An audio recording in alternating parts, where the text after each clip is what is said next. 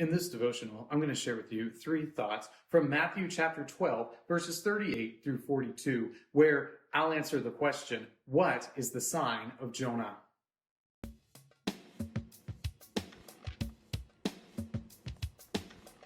Matthew chapter 12, verses 38 through 42 says, Then some of the scribes and Pharisees answered him, saying, Teacher, we wish to see a sign from you. But he answered them, An evil and adulterous generation seeks for a sign, but no sign will be given to it, except the sign of the prophet Jonah. For just as Jonah was 3 days and 3 nights in the belly of the great fish, so will the Son of Man be 3 days and 3 nights in the heart of the earth.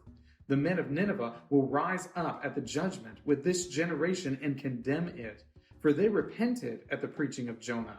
And behold, something greater than Jonah is here. The queen of the south will rise up at the judgment with this generation and condemn it. For she came from the ends of the earth to hear the wisdom of Solomon. And behold, something greater than Solomon is here. Like so many of us, the scribes and Pharisees who followed Jesus and looked at him and listened to him, they were looking for some kind of miraculous sign. They wanted to see some sort of proof, some kind of evidence that would verify the things that he was saying.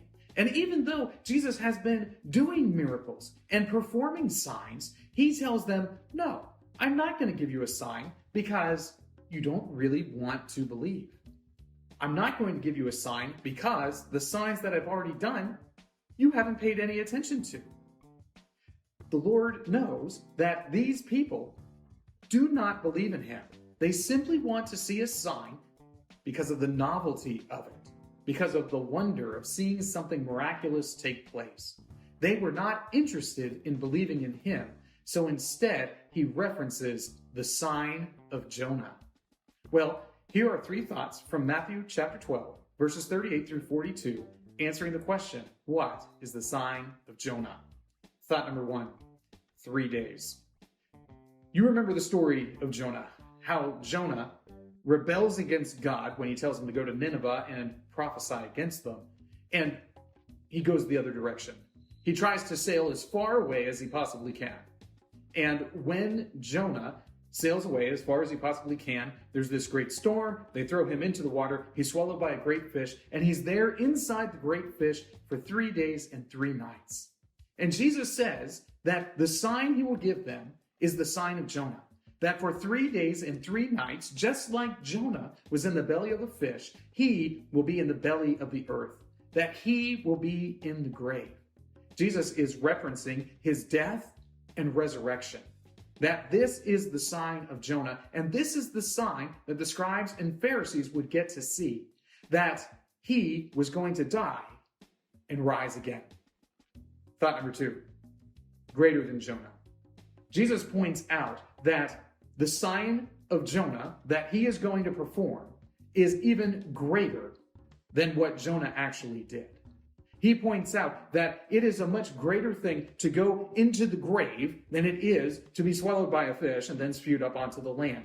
It's a far greater thing to die and rise again than to be swallowed by a great fish and then spewed out a few days later. Jesus is greater than Jonah, which means that the message that he is proclaiming is greater than the message Jonah proclaimed.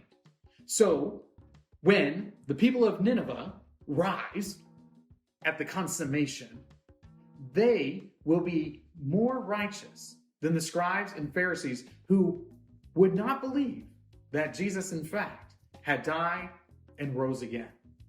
They would be better off than the scribes and the Pharisees. Thought number 3, greater than Solomon.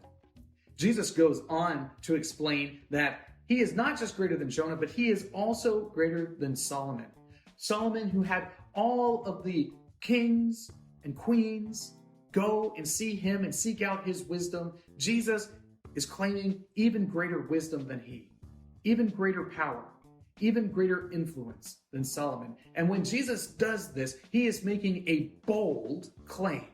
He is saying that he is greater than one of the greatest kings that Israel had ever had. He is saying that he has more wisdom than Solomon, this person who was supernaturally gifted with the wisdom from God. Jesus is saying that he is greater than Solomon, that Solomon is merely a picture, a glimpse of what the ultimate king was going to be like.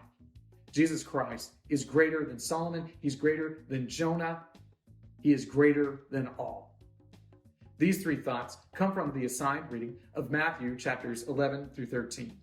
If you'd like to read through the Bible with me, you can do so by subscribing to this channel, by clicking on the link in the description, or by joining the Facebook group Through the Bible, where we are reading the text of Scripture together.